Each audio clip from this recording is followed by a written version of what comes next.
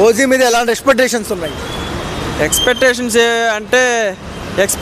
ఏముంది, అది ఎప్పుడు హిట్, అది రిలీజ్ కాకముందే హిట్ సినిమా, అది మళ్ళీ ఎక్స్పెక్టేషన్స్ ఏముంది అందులో. సో చాలా రోజుల తర్వాత వస్తున్న ఓజీ, సో జనాలు ఎక్స్పెక్టేషన్స్కి రీచ్ అవుతుంది. రీచ్ అయ్యింది, అవుతుందని లేదు, రీచ్ అయ్యింది. ఎలా అనిపించారు కళ్యాణ్ గారు లుక్స్? అది వింటేజ్ పవన్ కళ్యాణ్. అంటే ప్రమోషన్స్ ఏం జరగట్లేదు, వారంలో సినిమా ఉంది అంటున్నారు కదా, ఏం చెప్తారు? ప్రమోషన్ ఒక పోస్టర్ చాలు, పవన్ కళ్యాణ్ గారు పోస్టర్ చాలు, దానికి ప్రమోషన్స్ ఎందుకు మళ్ళీ?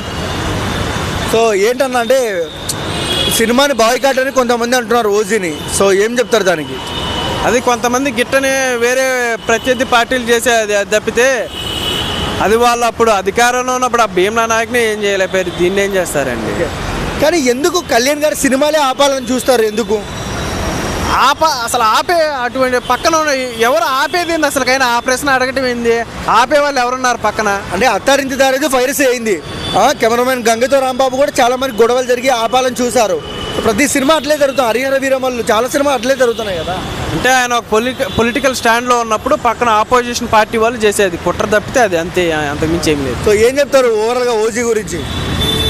అది ఓజీ గురించి చెప్పేది ఏంది, అది ఎప్పుడు రిలీజ్ అయిద్దా అని చెప్పేసి వెయిట్ చేస్తున్నాం అంతే.